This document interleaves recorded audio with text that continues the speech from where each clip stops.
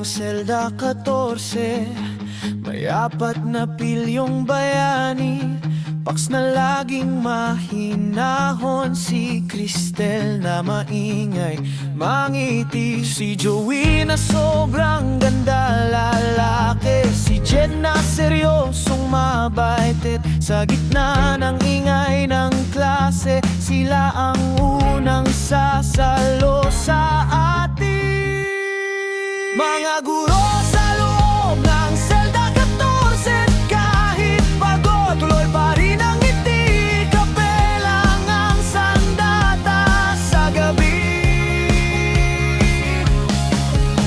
Plano sa pisara, pangarap ang makalaya sa krisis.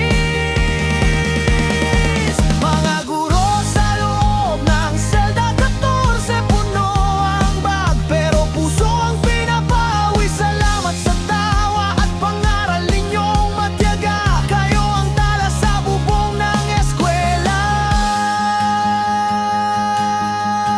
Sa bawat mahabang meeting, sa chat na hating gabi, may meme na galing kay Pax, may payo na buo galing kay Jed lagi. Si Joey ang unang sasagot kapag may humihingi ng tulong. Si Teng ang huling magsasara ng ilaw sa mahabang magdamag na pag-oo.